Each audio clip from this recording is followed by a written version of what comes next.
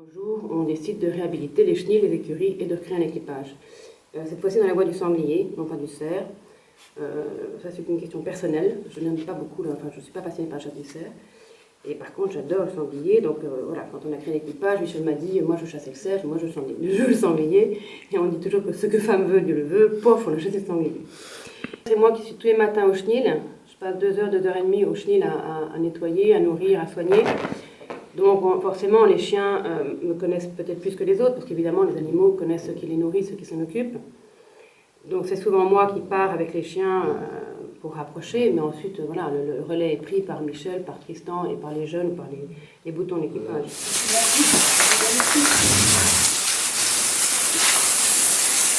Je crois que pour mener ces chiens, il faut que les chiens vous connaissent. Et pour qu'ils vous connaissent, il faut être avec eux, il faut vivre avec eux et s'en occuper tous les jours.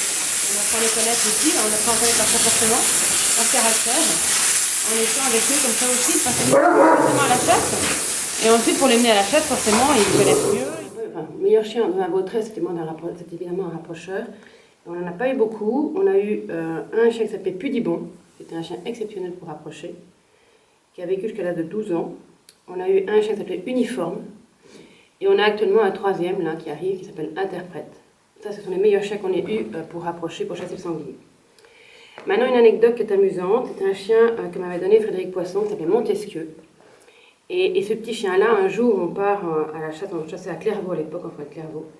Et Michel était devant avec la meute, et moi, je suivais derrière, et je vois ce chien qui, derrière tout le monde, prend à droite, comme ça, tout seul.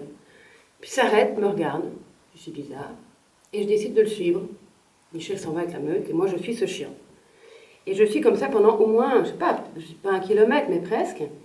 Et régulièrement, ce chien s'arrêtait, se retournait, comme pour me dire, viens, suis-moi, suis-moi.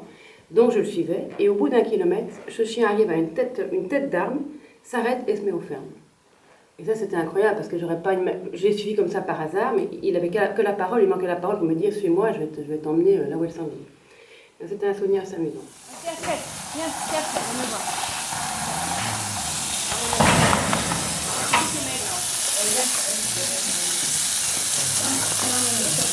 La tête de Nougatine, tu l'as vue? Oui. Ouais, tu vois pas ce qu'elle a?